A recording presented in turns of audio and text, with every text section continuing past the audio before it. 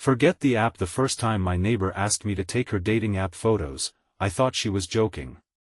She stood outside my apartment on a Saturday afternoon, holding her phone in one hand and 3 different jackets over the other arm.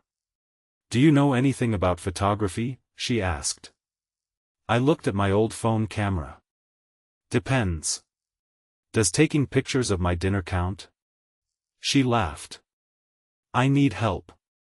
She was my neighbor, Emily. We'd lived across the hall from each other for almost 6 months. We exchanged polite hellos, borrowed packages, and once helped each other carry groceries upstairs. But we'd never actually spent time together. Until that afternoon. She stepped inside my apartment and spread her jackets across the couch. "My dating profile is terrible," she said. "Every picture makes me look like I'm attending a work conference." I picked up the blue jacket. "This one. You think so?" "Definitely. The color works." She smiled.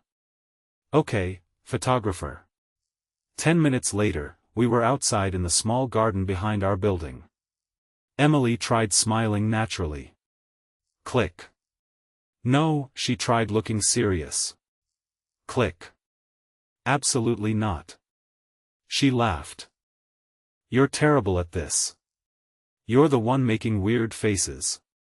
"I am not. You just looked like you were trying to remember your bank password." She burst out laughing. I raised my phone quickly. Click. She stopped. "What?" I showed her the picture. Her expression softened. Oh. It was different from the other photos she'd shown me. She wasn't posing. She wasn't trying to look impressive. She was simply laughing. "I actually like that one," she whispered. "You look happy." She looked at me for a second longer than necessary. "Maybe because I am." I lowered the phone. For a moment, neither of us spoke.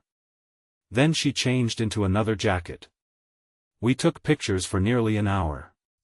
By the end, she had several good options. She sat on the bench beside me and started scrolling through them. "These are better than anything I've ever taken myself." "Told you. I'm basically a professional." She smiled. Then she locked her phone. "Can I ask you something?" "Sure." "Why have you never asked me out?" I froze. She watched my face, clearly amused by my reaction. What? You heard me. I assumed you were seeing someone." "I was. It ended 3 months ago." "Oh. And I assumed you weren't interested." I laughed nervously. "You never exactly gave me a sign." She raised an eyebrow. "I came to your apartment wearing 3 jackets. That could mean anything." She laughed. Then she stood and walked a few steps away. "So," she said, turning around, "do you think these pictures will help me get a date?" "Definitely." "Good." She slipped her phone into her pocket. "But I don't think I need them anymore." I stared at her. "Why not?" She smiled. "Because I just realized the person I want to go out with lives across the hall." My heart started beating faster. "Emily," she walked closer. "Forget the app." She stopped in front of me. "Take me out." I couldn't help smiling. "Are you sure?"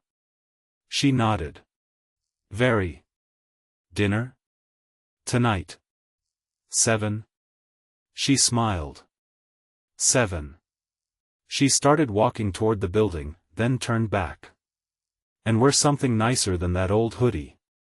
I looked down at myself. "This is my good hoodie." She laughed. "I have a lot of work to do with you." As she disappeared inside, I looked at my phone. The last picture I'd taken of her was still on the screen. She was laughing, completely unaware of the camera. And somehow, I knew it would never become a dating profile picture. It was better than that. It was the first picture of the woman who had just asked me to take her out. At exactly 7, I knocked on Emily's door. I had changed shirts twice, fixed my hair 3 times, and spent 10 minutes wondering whether bringing flowers would be too much. In the end, I brought nothing. When the door opened, I forgot every decision I'd made. Emily wore a simple black dress with a denim jacket over it. Her hair was loosely tied back, and she had a nervous smile on her face. "You're early," she said. "By 30 seconds. Still early." She stepped outside and locked her door. For a second, we just stood there. Then she smiled. "You look nice." "So do you." "Good." We survived the first awkward compliment. I laughed. The restaurant was only a 10-minute walk away. Somehow, that short walk felt completely different from all the times we'd passed each other in the hallway.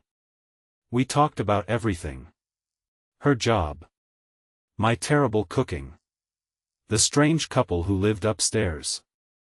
The time our building's fire alarm went off at 3 in the morning because someone burned toast.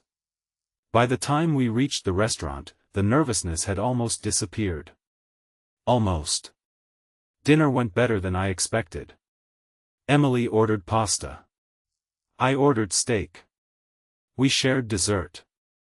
At one point, she leaned across the table. "Can I tell you something?" "Sure." "I almost didn't ask you to take those pictures." "Why?" "Because I was embarrassed." "About what?" She looked down at her glass. "I've been using dating apps for months. Every time I matched with someone, I'd start comparing myself to the pictures I'd posted.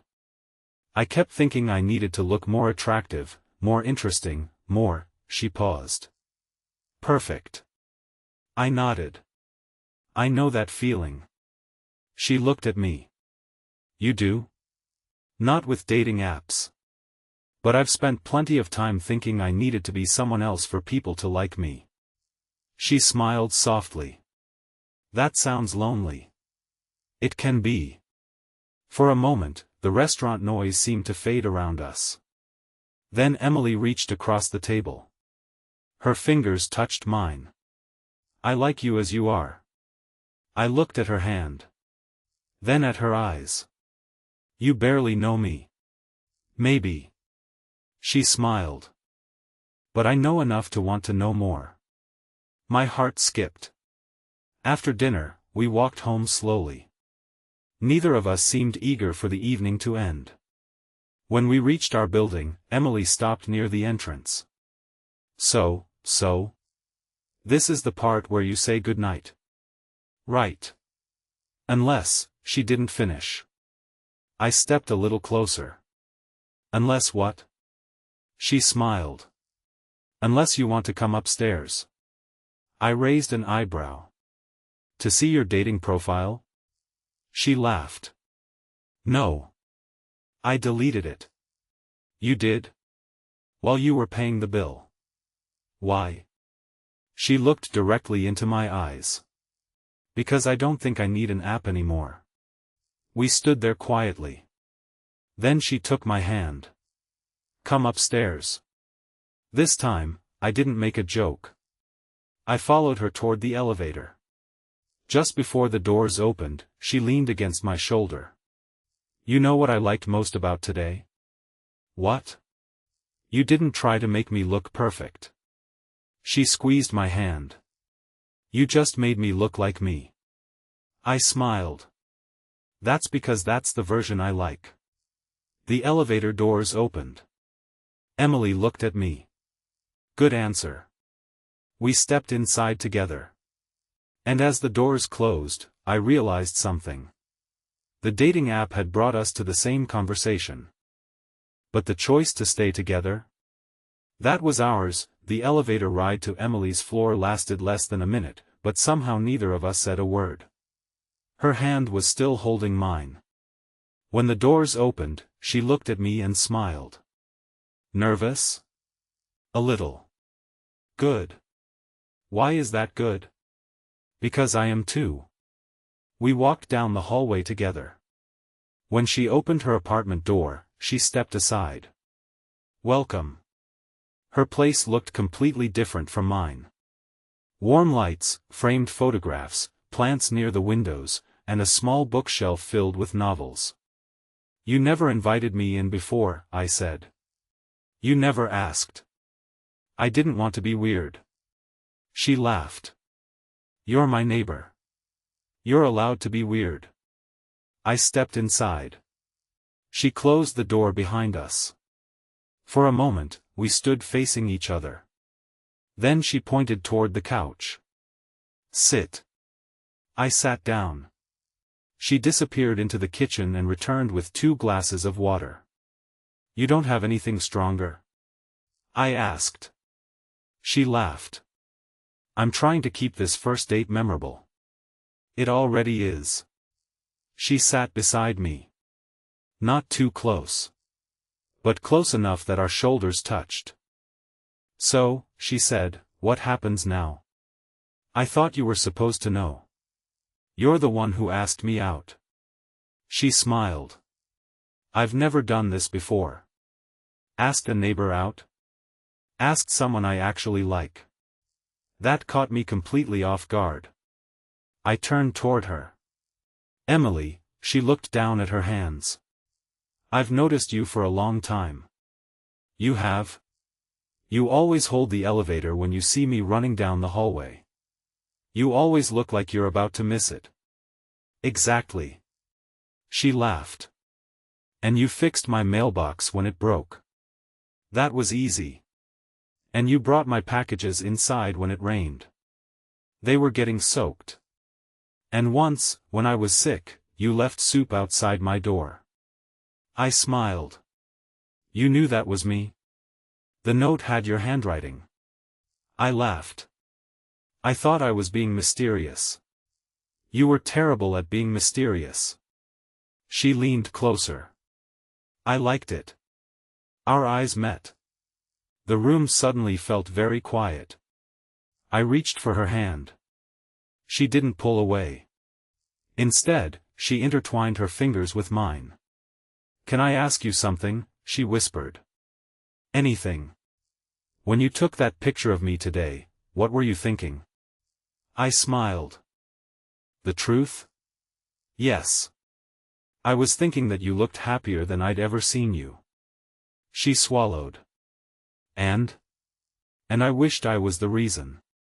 Her eyes softened. "You are." She leaned toward me. I met her halfway. Our kiss was gentle and brief. When we pulled apart, she smiled. "That was worth deleting the app." I laughed. "Definitely." She rested her head against my shoulder. For several minutes, neither of us spoke. Then her phone buzzed on the coffee table. She glanced at it. A notification from the dating app. She picked up the phone, looked at the screen, and shook her head. "What?" "Someone liked my profile. You should respond." She looked at me. "No," she deleted the notification. Then she placed the phone face down. "I already have the date I wanted." I smiled.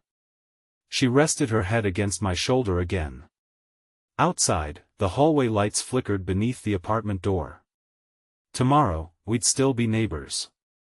But tonight, something had changed. The woman across the hall wasn't just my neighbor anymore.